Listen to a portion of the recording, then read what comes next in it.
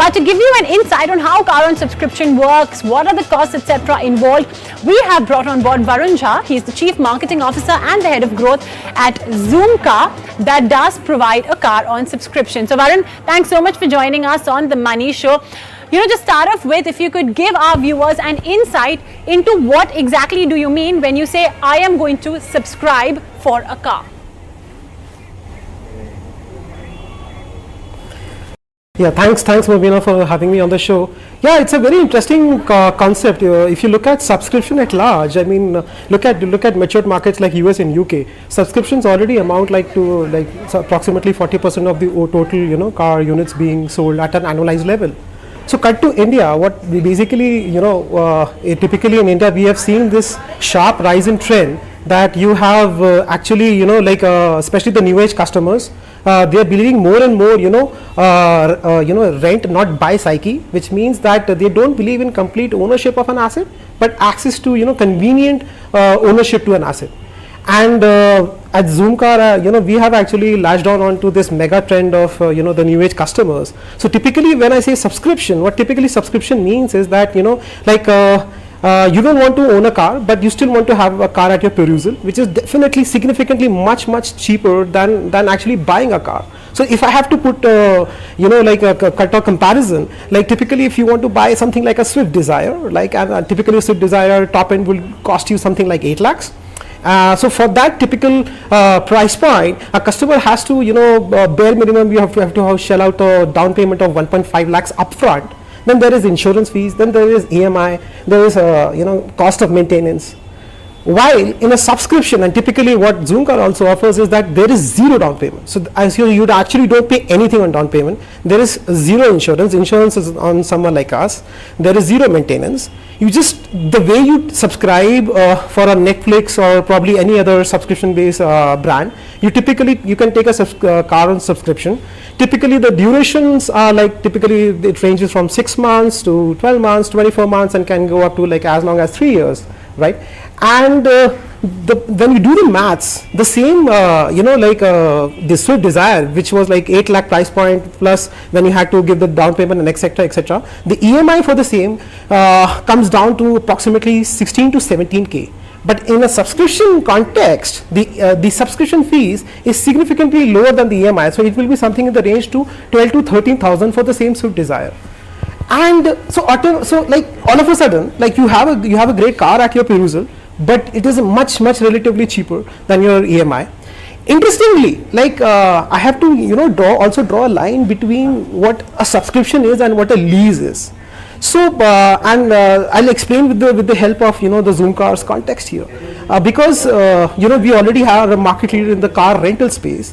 So whenever a subscriber or a customer subscribes a car from my platform, and whenever that customer is actually not using that car, he can actually list it back on the Zoomcar app.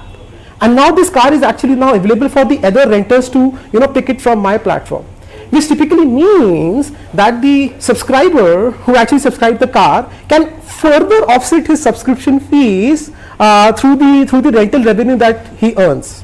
So in a nutshell, if I have to say that subscription without sharing is nothing but leasing, and we are not actually into the leasing world. So it is an interesting concept, and the proof of market fit and proof of concept here is that we have already, as we speak, the subscriber base that we have is already to the north of 11,000 customers.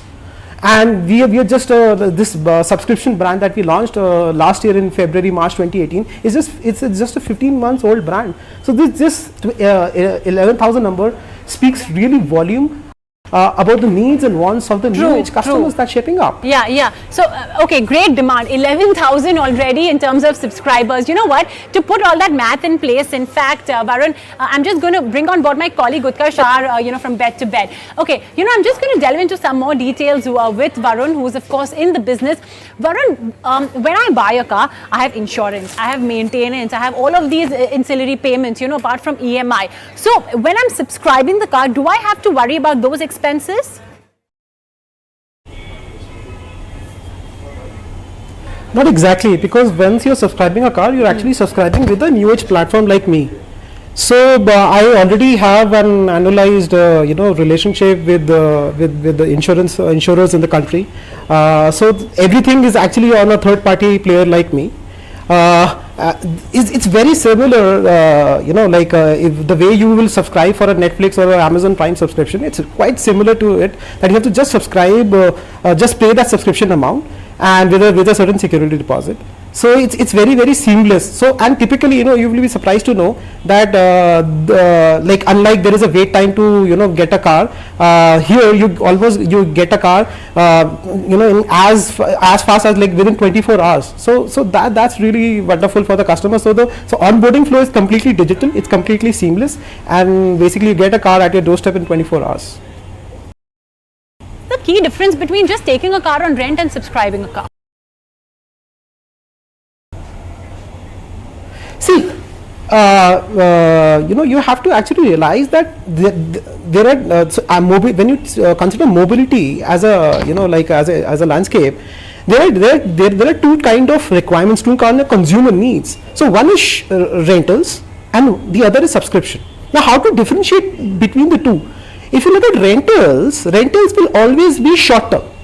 Say I want to go on a weekend, or probably I'm going on a vacation, or probably a 5-day vacation. I might pick up a self-drive car from Zoomcar, and I land at the Bangalore airport. I'm going to Ooty, blah blah blah, and I'm done. So rentals are typically short term, and rentals typically, if you want to rent a car for a very long duration, and I emphasize on the word rental, it will definitely be more costlier. Whereas when I say subscriptions are actually broadly are longer term, specifically for a product like car, right? 6 months. You rather subscribe it because it comes with a lot of other tangible benefits which I just explained. So there is definitely clear demarcation between the two, right? Howsoever, in both the cases, I want to emphasize this, in both the cases, the rules of ownership and the regulation of driving a self-drive car, that remains the same. All right. Okay, I would have loved to chat more, but unfortunately we're out of time. So Varun, thank you then for giving our viewers an insight into what subscriber car means. Simple model, take a car for 1 year and you can get another.